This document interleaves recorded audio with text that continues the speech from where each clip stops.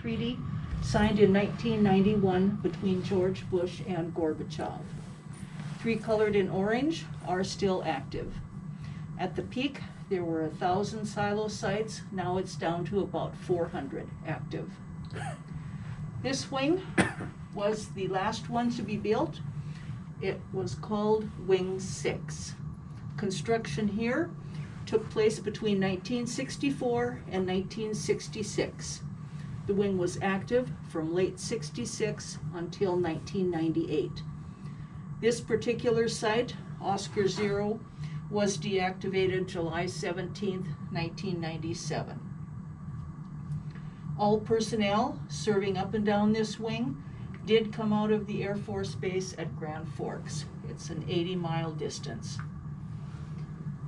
To begin with, land was purchased from landowners for these sites. There's 15 stars on the map indicating where these missile alert facilities were. These are 18 acres each. There's 150 silo sites designated by these small circles. They were 5 acres each. At the time of deactivation, almost everything was removed on both levels of buildings like this. Elevator shafts were filled in and capped off with concrete. Silo sites, all but one were imploded. All these sites were inspected by the Soviet Union. At the silos, the rubble was pushed into the holes and they were leveled off. You're welcome to visit November 33. It's owned by the State Historical Society. That one was emptied out, inspected, filled with gravel, and the cap welded back on. If you head back to Cooperstown, hit Highway 200, and go 2 3/4 miles east, you'll see a small brown sign on the highway, November 33 Missile Silo.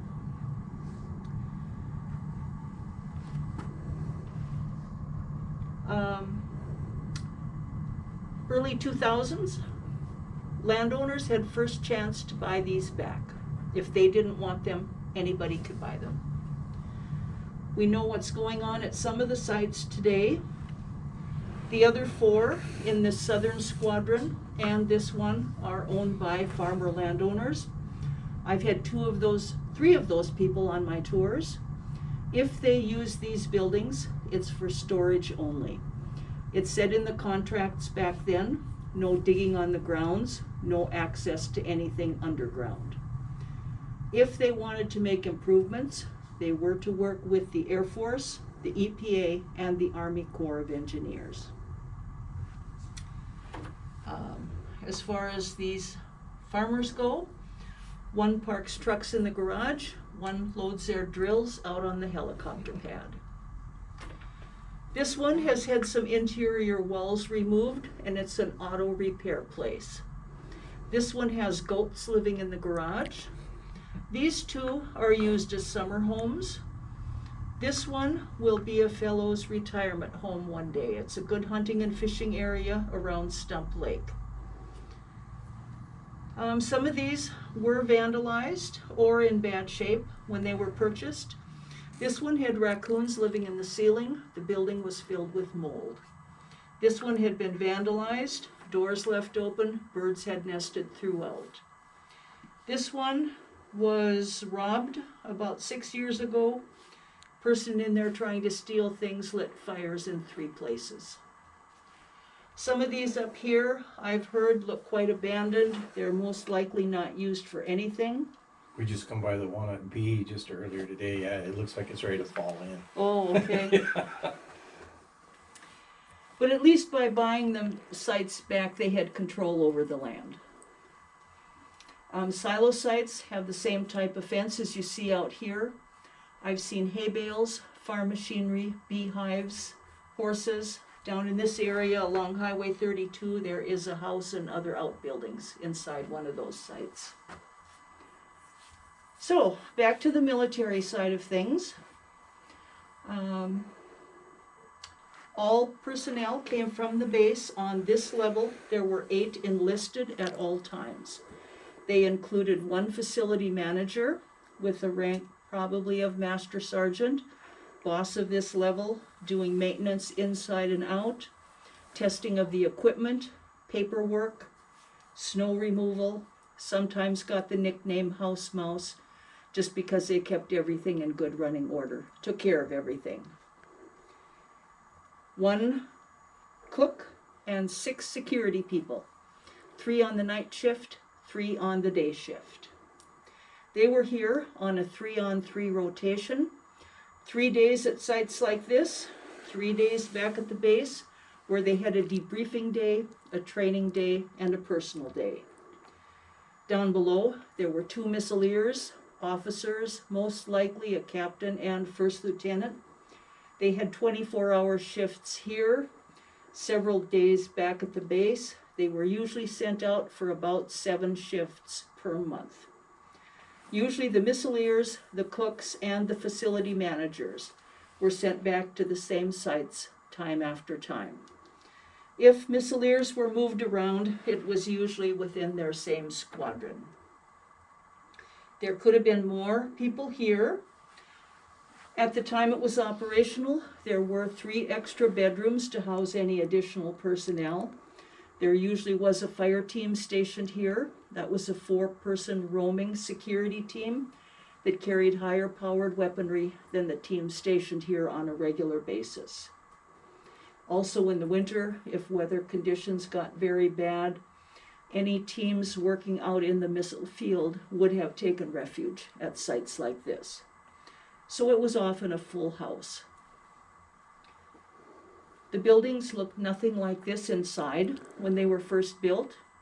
They were basic barrack-type military buildings, all seafoam green walls, tile floors. Not insulated all that well. A lot of the personnel were young. They were from down south or more urban-type areas.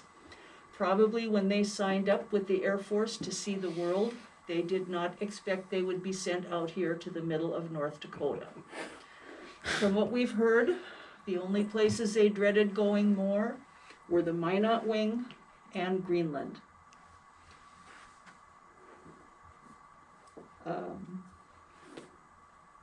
Morale was low, of course, and no women allowed on these sites until the late 70s. Of course, this was built for men, no women's restroom, adding to the low morale.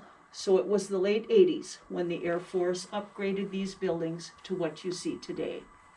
They did take a small storage area and built a restroom for the women. Carpet, window coverings, wall coverings came at that time. I'll point out some more changes as we go along. This is a sample of the Hicks cable that would have connected every site within a squadron. It was buried about 10 feet deep and was one of the methods of communication used had they ever gotten the order to launch. Some of that has been pulled out for the value of the copper. Some of it is still underground. As far as economic benefit to the area, some local people did get jobs on the various construction crews. Some people rented out spare bedrooms to construction workers. Some of these small towns put up trailer courts to help house people. Cooperstown had one. It's not there anymore. These all ran off the rural electric cooperatives for power. They took an immense amount of electricity with all of the silo sites. For this cooperative, it was 19% of their load at the time. Local telephone companies provided service. Bulk dealers delivered fuel to the sites. Various tradespeople came on the sites to do specific work. In the towns, you would see the Air Force vehicles at the grocery stores, the convenience stores, the bakeries. They were in there buying snacks for the road. The room that we're in was the weight room for exercising. It's the only room we've changed. This is the only artifact we have for this room. Once you go through this doorway, you will be taking a step back into time. The building is exactly as it was when it was deactivated back in July of 1997. So we ask that you don't touch things or lean on things, but photograph anything you wish. Any questions? No? Okay, the Historical Society took the site over in 2007. We opened to the public in 2009.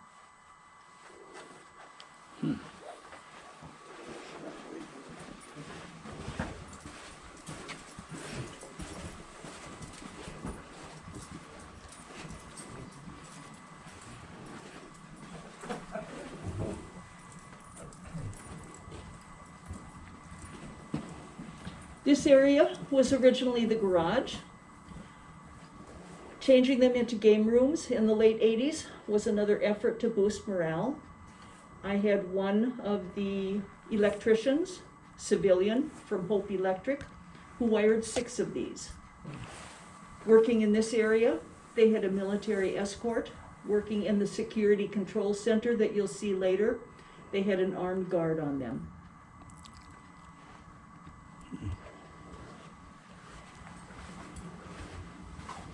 An intercom system ran throughout the building.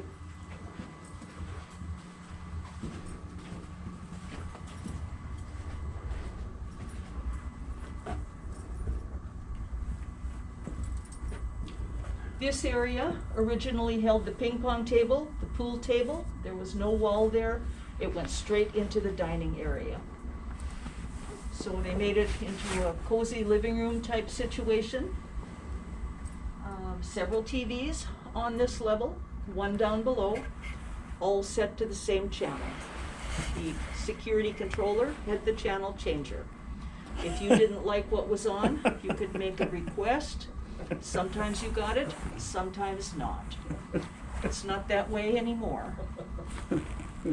They could play games on the computer. Some of these did have a decorating theme. Here, it seems to be a picture to suit everybody's taste. There's a lotus on this side of the wall. The opposite side has a polar bear scene. They started naming these up near the Canadian border. A for Alpha, B for Bravo, so on down the line. Delta was all a Western theme. Foxtrot was all hunting and wildlife. They had a stuffed fox on top of the TV. Golf was a golf theme. And one of them had the doors down the long hallway painted 4 different football teams. They could make 10-minute calls from the phone booth. Could not discuss their work since this was a top secret facility, but they could visit with family, friends, or sweethearts, or conduct business. Never any privacy, never a door, and the calls were taped and listened to. There is a bomb threat card on the back wall. If anybody phoned in a threat, they were to be asked a series of questions in an effort to maybe identify the bomber or find out what type of bomb it was and where. I haven't heard one way or the other if there were any bomb threats. I know those same cards are still used today. Any questions so far? Okay. Various items in this closet.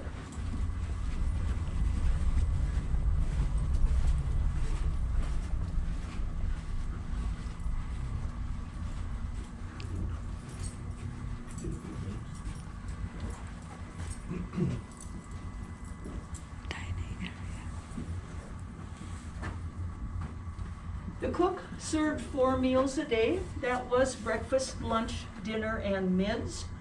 Mids was served 9:30 to 10 o'clock at night, mainly for the night security team. Usually breakfast and mids were good home-style cooked breakfast meals. The numbered items were called foil packs, similar to this one. Ordered by number, heated in a convection oven. Similar to TV dinners, but just one type of food within each pack. They were all prepared and frozen out at the F.E. Warren base near Cheyenne, Wyoming, and trucked to these different wings.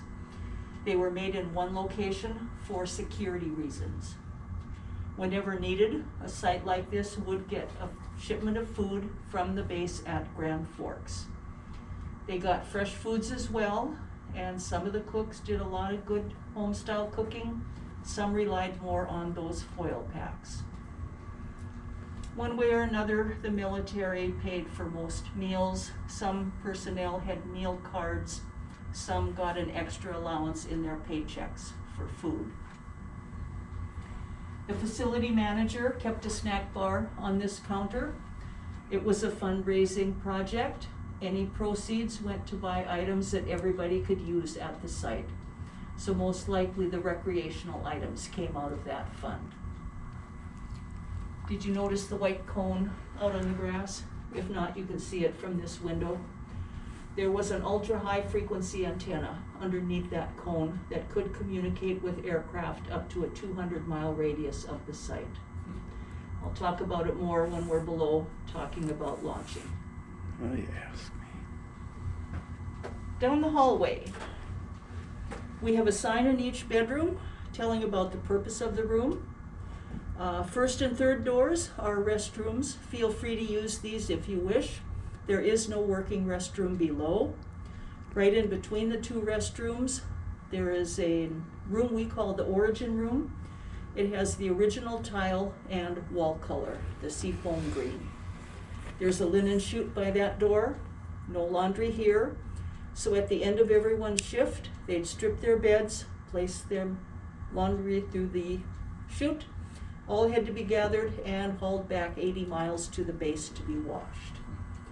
2 trash compactors here. They hauled all of their garbage back, and certain top secret codes and papers were burned out on the grounds in a burn barrel. So once a team left here, they left no trace of their existence at the site. A couple of the bedrooms down there have orange 4 symbols on the doors. They are the security bedrooms. The second one is open. They did keep their ammo in there. So the 4 symbols indicate a fire hazard. In case of fire, any oncoming firefighters would know what to expect in those areas. So take a walk down, take a look. We'll gather back here. I'll answer any questions if you have any.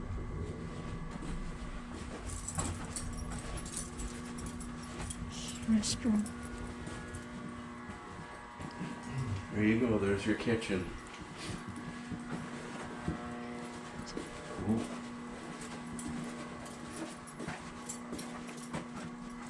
Beds. Yeah, we at least get a good sized bathroom. Side cook shed.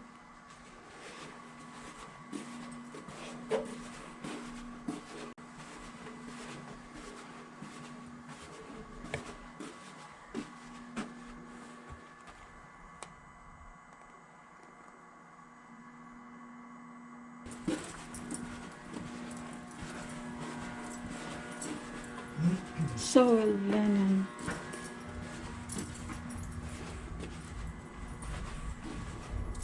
Here's in the bathroom. Look at that kitchen, you could cook a storm up in there. Yeah.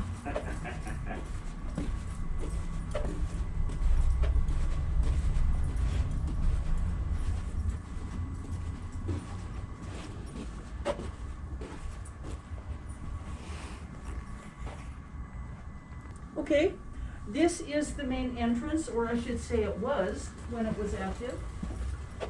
Full credit card machine there. Every vehicle carried a card, and if it needed fuel, they'd run it there for inventory purposes. Pumps were out back by the garage. You probably all walked past 2 of those brown and tan mushroom-shaped features. This one is air intake for the capsules below, the other one is air exhaust. Behind me is the security control center. You get the camera away. This door was always closed and locked. There's a slot in it. That was for oncoming personnel to pass their ID cards through.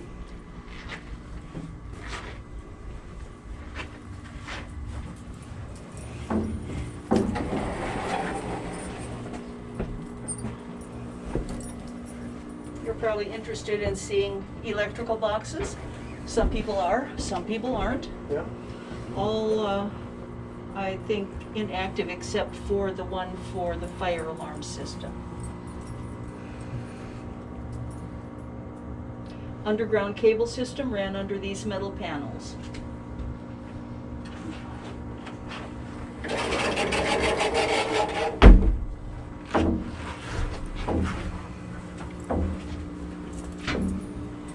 This is a road map of the entire wing.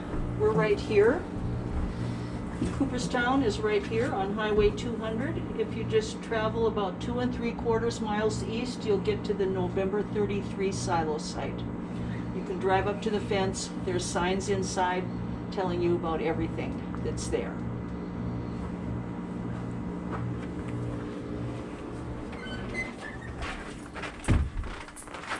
Whichever security team was on duty, the controller of that team was stationed in here.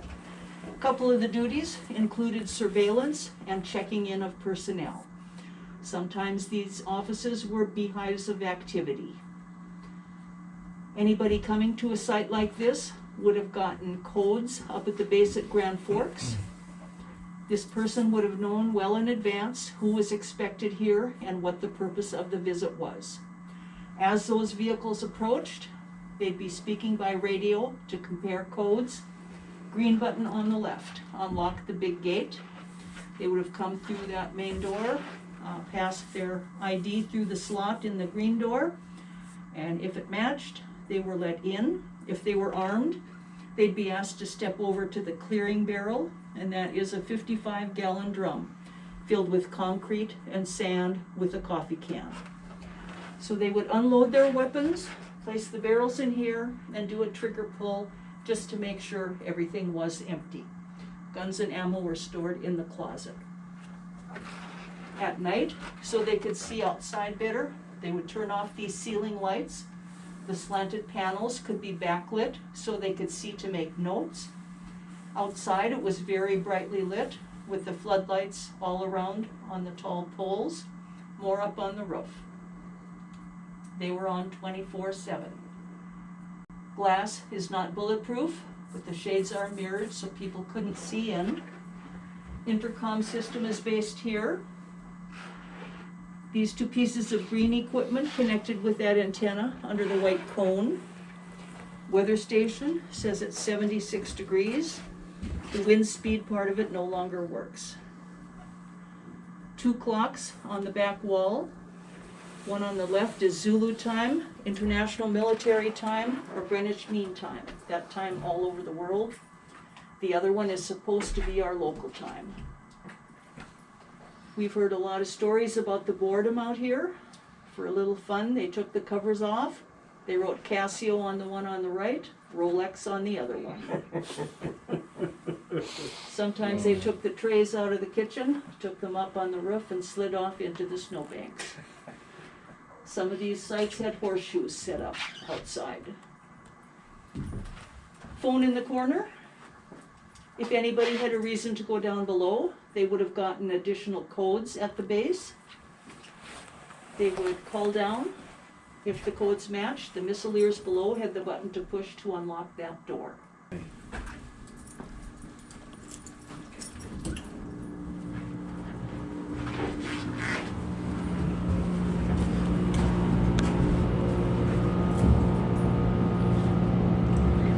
Workings for the original elevator back here. This is the escape ladder, which goes down 50 feet. They would have used the ladder in case of elevator failure or fire. The rope is there. There is a gurney down below in case anybody was injured or ill. The Historical Society put these gates on. First piece of artwork is behind you, dated 1994. Rules were very strict in the early years. They did not allow artwork.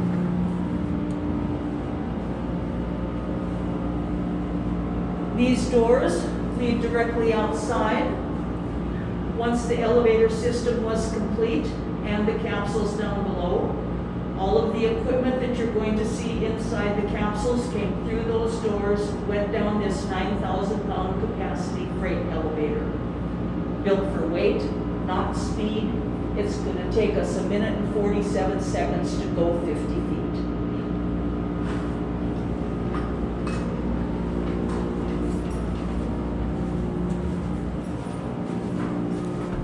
In other words, I'm not gonna feel it. No, there's no big lurch at the bottom.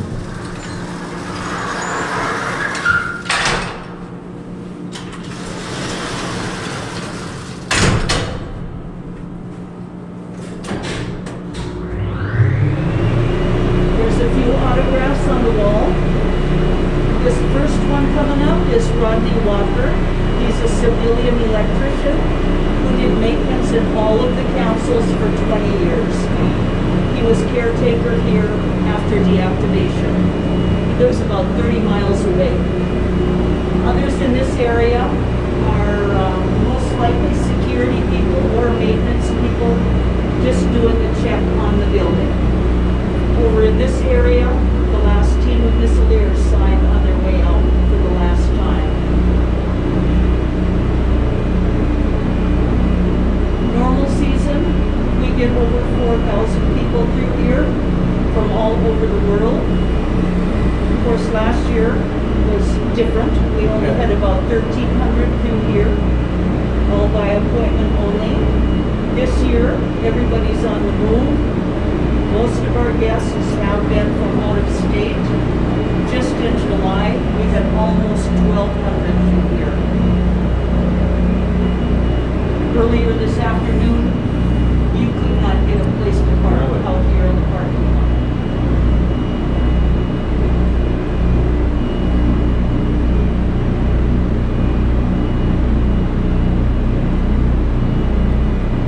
What is the capacity of this as far as weight? 9,000 pounds. You have any problem with water down here, or is it pretty? No. No sump pumps running. Not since the Historical Society took it over. The site supervisor says in the launch control center there's a little bit of water in one corner, but it never gets to be any more. Wow. See the pyramid flooded. The pyramid flooded? Yeah, the one that's in Tacoma. The underground stuff. The underground, yeah. And it really, it goes a little deeper than this, but not much. We've had this for about 2 years. Came out of the Chinook Air Force Base down south of Chicago, which closed. It does depict the Grand Forks Air Force Base and the B-52 bombers in the background, and what it looked like underground out here in the missile field. Those silos are 90 feet deep. The missiles were 60 feet long.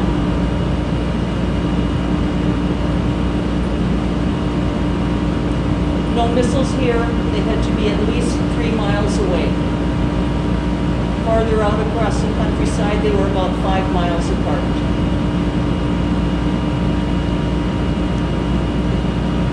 Each site like this had primary control over 10 silos.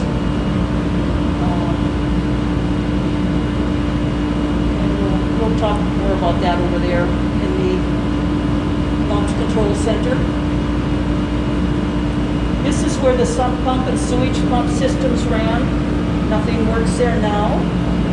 This is a weather or climate type system that keeps it a constant 65 degrees, although now it says 67. Still comfortable. Anyway, year round, that piping is the sprinkler system that was added before we could open to the public. This door leads to each capsule. If you look back along the edge of the door, you'll see there's some metal pins about this big around within the door. By pumping on this handle for about 100 pumps, they can drag the pins in or out of the holes on the door frame. These doors were always closed with those pins extended, unless somebody had to go in or out of the capsule. With them closed, only the capsules were designed to withstand a near hit. I don't know exactly what that was. It was classified, I'm guessing it was between 3 and 5 miles. I could be way off. This door weighs 13 and a half tons. It's so well balanced it could be opened by one person. It opens from either direction. They're made out of concrete, lead, and steel. If one of these ever became stuck shut, maybe malfunction of the hydraulic, maybe settling, maybe air pressure within the capsule, the team would have to come and open up this break-in kit. And that contained jacks, pulleys, and chains. It was a complicated and time-consuming process to force a door open. Luckily, it did not happen often. This site was operational for over 30 years and it never happened here. There's a ring in each doorway embedded in the concrete where they would anchor their chains.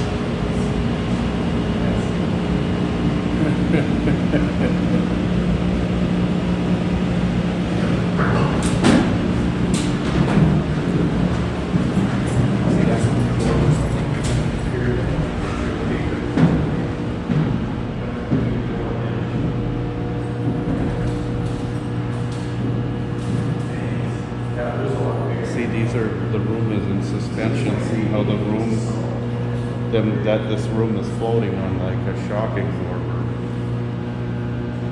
If you picture a football field dug 4 stories deep, that's how much dirt was removed before they started constructing a site like this. These steel plates were welded in place. They're a 1/4 inch thick. Beyond that, a rebar mesh was built, which was filled with concrete. These walls are 4 feet thick. They were built in this oval shape to better withstand the weight of 20 or so feet of dirt packed up above, and to better withstand the force of a hit had there been one. In both capsules, all of this equipment is bolted to the floor. There's space between the floor and the wall all the way around. And in each corner of the floor, there's one of these green shock isolators. So we are on a suspended floor, which could have bounced and swiveled to help protect this equipment from the jarring motion of a nearby hit. This capsule is called the Launch Control Equipment Building. It was basically unmanned. All of this equipment was running on its own to support the mission in the other capsule. There were people coming in to check on the equipment every day, and there would be maintenance and upgrading teams coming in from time to time. There's things like the fan and filtration system, diesel tank, much larger diesel tank beyond the capsule wall. Diesel fed the backup generator inside what they nicknamed the doghouse, big Caterpillar engine in there. Those generators only kicked in if the local power source failed. Even without the generator running in here, it was hot and loud. Nobody wanted to spend more time in here than they had to. You can walk farther down if you wish. The unit with the red lights along the bottom is called the brine chiller. That provided cooling with a saline solution.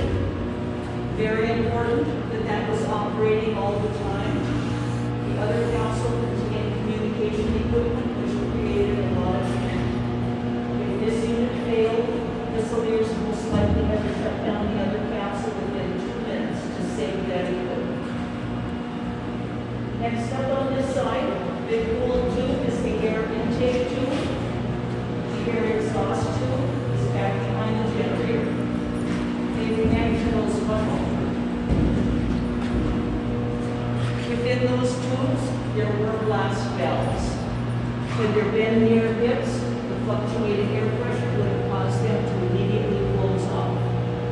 They were designed to open again after a little while to allow air in. If the generator could still kick in and this equipment had not been damaged, it's possible this capsule could have continued to power the other one for a while. The green unit with all the knobs and gauges, one side was used if they had to make any adjustments to those blast valves. The other side if they had to adjust the shock isolators. Just this side of that, behind that little piece of gray railing, there is the cable air dryer. They pump nitrogen throughout the miles upon miles of that underground cable. It pressurized it, helped keep the rate of corrosion down inside those cables. If that cable were cut maliciously or by accident, it would have started to lose pressure. That would have triggered a notice to the Missileers. They would have called the base for maintenance and security teams.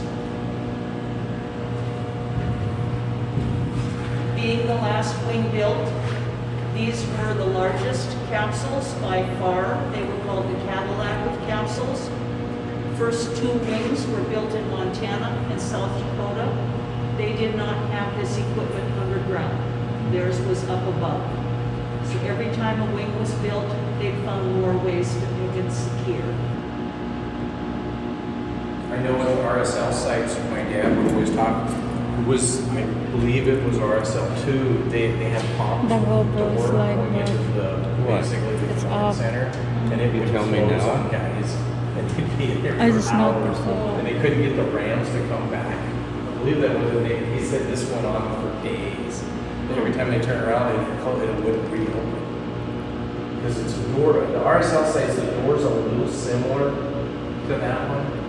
I know the one going into the pyramid is like, it takes that makes it look like a little closet door. Oh, It was huge. yeah. But I'd never, in the few months that I worked there, and a few of the other people said they never closed that one door, that they never had to. That closed only if there was something going on. Mm. But that one never closed. But it was huge. And the Rams on it were like that. Head over towards the other capsule.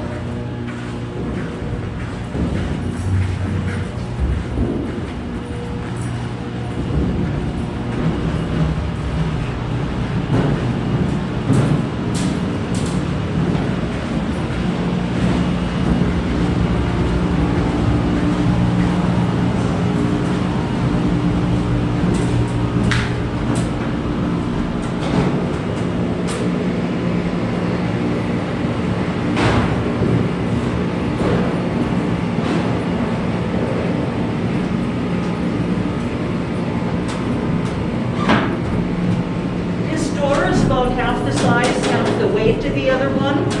This smaller opening makes it a stronger structure for additional protection for the missileers. This one only opened from the inside. Up above the doorway, no alone zone. One person could never be alone inside the capsule. It had to be the team of two for checks and balances. And on the day of deactivation, as the teams were leaving, they wrote the date and time, missileers' names. The bottom line in Latin means in the care of the eagle. There was also a deactivation team here. They've signed inside. Be sure and duck when you're headed through the tunnel. Right on the other side, I'm going to show you where the escape hatch was.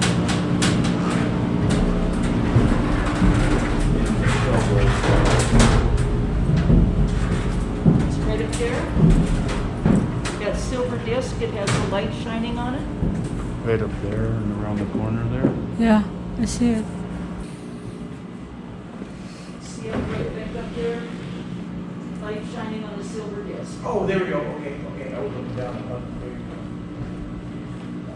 So, had there been hits in the area, everything across the countryside, the elevator system, that central area would have been destroyed. Missileers would have been trapped in here. They did have food, water, and battery backup under this floor, and the air that was in here. If the other capsule could function, perhaps they had power and air longer. Behind that cap, there was a tube of sand that went on a 45-degree angle up away from the capsule, stopped about 10 feet underground where there was a metal plate, and then it was dirt to the surface.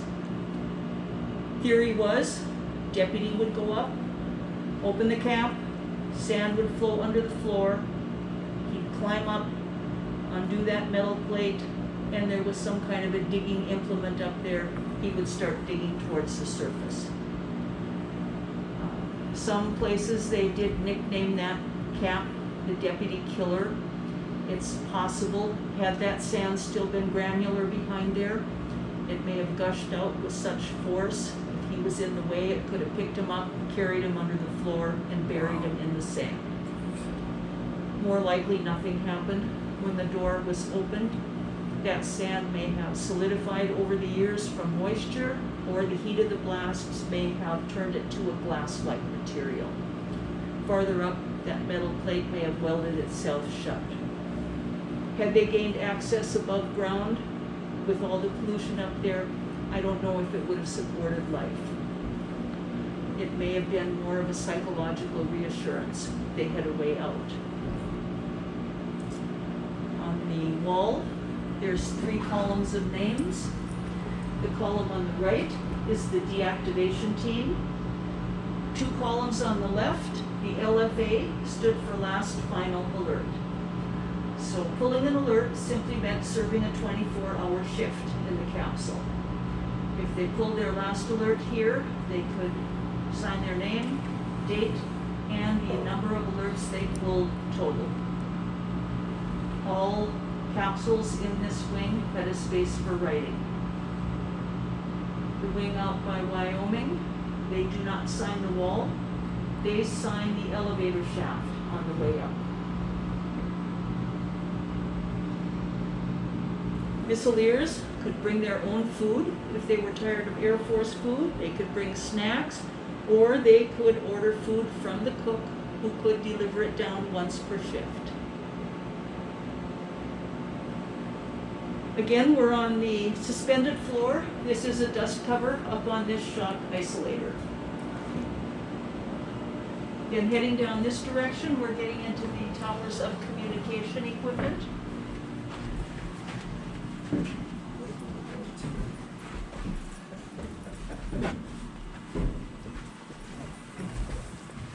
These are for digital, telephone, radio, and the underground cable system. Cooling ducts going into each tower. Weights posted on every drawer that have contents. Weight limit for one person to lift was 40 pounds, so these are all 2-man lift. If it was a complicated, time-consuming fix for a drawer, the maintenance team coming from the base most likely would have brought a whole new drawer and switched them out. This big copper plate runs around 3 sides of the capsule, acting as a halo and grounding all of their electrical equipment. You can get another peek at that escape hatch through the hole in the wall up there.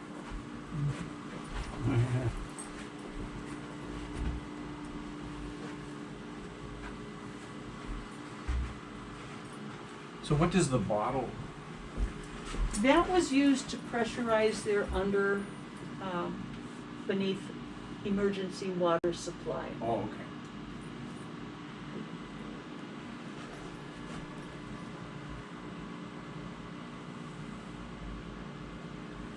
okay.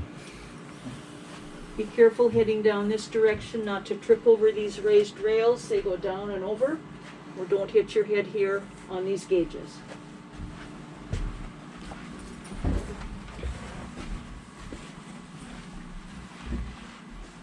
Two missileers, 24-hour shift, 2 consoles. One was on duty, one was off, so they both didn't have to stay awake for the full 24 hours. One of the perks to get people to sign up for this missileer duty was a master's degree, compliments of the Air Force. So a lot of the former missileers I've had say that that's why they volunteered for this duty. They wanted to get that college degree. Off-duty person was often studying. There is a bunk on the other side for napping. TV back here. They could have brought reading material, exercise equipment. One fellow brought his cello down to do some practicing. It was about 160 laps around this central deal to make a quarter mile. Whoever was on duty was seated here. They had to keep the 2 panels of lights and the paper printout in view at all times. These are Oscar's 10 primary silo sites. They always worked with a sister site. They always watched 20 missiles instead of their own 10. Those silo sites had motion detectors and vibration detectors. What they wanted to see was the top row lit up green.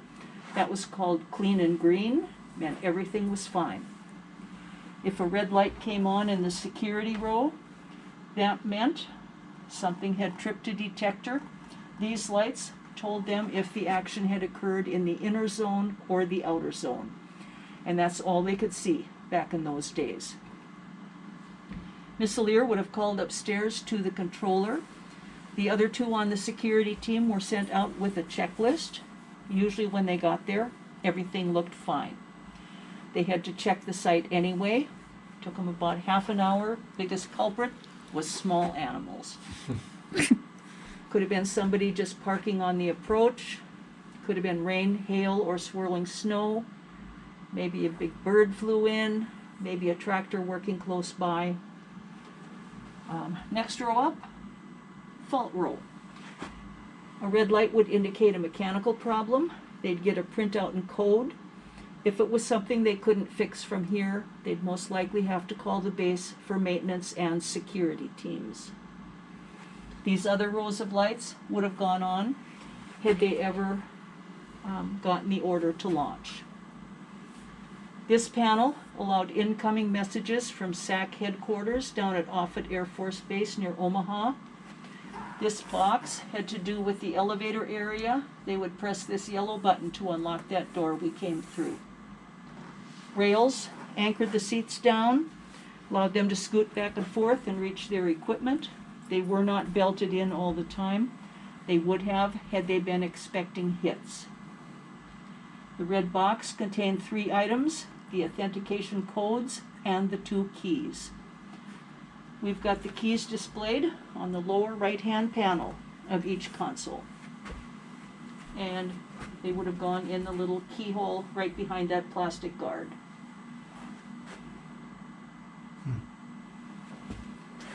These locks were donated. Each Missileer was issued his or her own lock. They kept them with them. Only they knew the combination. They usually kept them clipped to their TO bags or technical order bags, so they could not forget them when they reported for duty. We do have a couple of those bags here that are also donated. Loud in this capsule as well. All the fans running for cooling, all the humming of the machinery, and strange sounds like this going off from time to time. This one would indicate a certain type of message was about to come in. More communication equipment here. That was like a teletype, modem, encryption device, 8-inch floppies. Some of this has been updated, some still is the same. The only thing I know is they now have monitors on their consoles, so they don't have to send that security team out for every rabbit that runs by.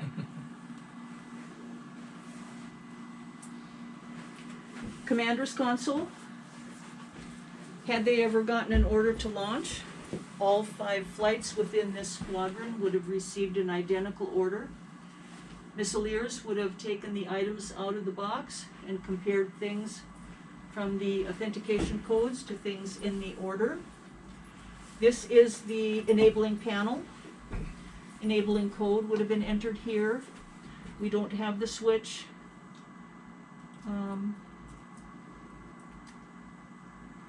First sight, commander would have done a 3, 2, 1 mark countdown. Missileers would have turned their keys simultaneously to send the first boat to launch. Second team would have gone through a process. The turning of their keys would have set the second boat to launch, which would have triggered the final countdown. They could have launched 1 or all 50 missiles in the squadron. The Minuteman IIIs had 3 warheads on each that could hit 3 separate targets. In early years, separate targeting teams had to go down into the silos to target. Later years, the commander could have punched new codes into the keyboard and retargeted right from here. They did not know the destination of their targets. High stress, high turnover job. Their training began out at Vandenberg Air Force Base in Southern California and continued when they were assigned to their wings. They were expected to get 100% on all the tests of their knowledge of their job. They were also constantly psychologically tested. So after 2 votes, that would be, they could launch all 50, or 3 could be launched, or 5, depending on the code, I suppose. Yeah, I guess so.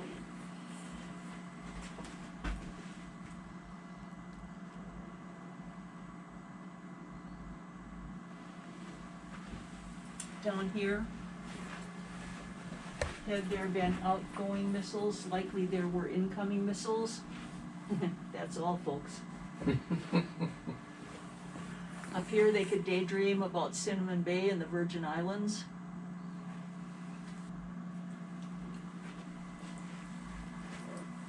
We know that final mural was painted by one of the deputies stationed here. Each site had a mascot. Oscar the Grouch became the mascot here, and he represents the deputy with one silver bar. First lieutenant. The eagle represents the commander as a captain with 2 bars. Badges and patches on their uniforms resemble the ones they earned as they worked through their career. 448 on their caps is their squadron number. They were named the Minuteman missiles because they could be launched in just a few minutes. Up at the top, who you gonna call from Ghostbusters? Where it says, hey, this is a job for, somebody penciled in there, yo mama. That red Kremlin crusher patch on the sleeves is the artist's political comment. They had to keep their comments clean. These places were inspected.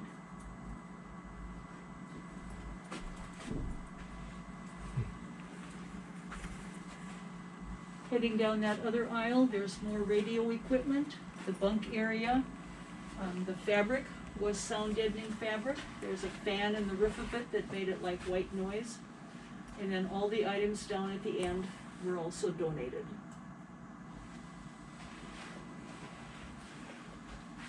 To give you an idea how large these capsules are, the wing up at Minot is still active. They're about half this wide. They're shorter. Consoles are side by side. Bunk is right behind the chairs.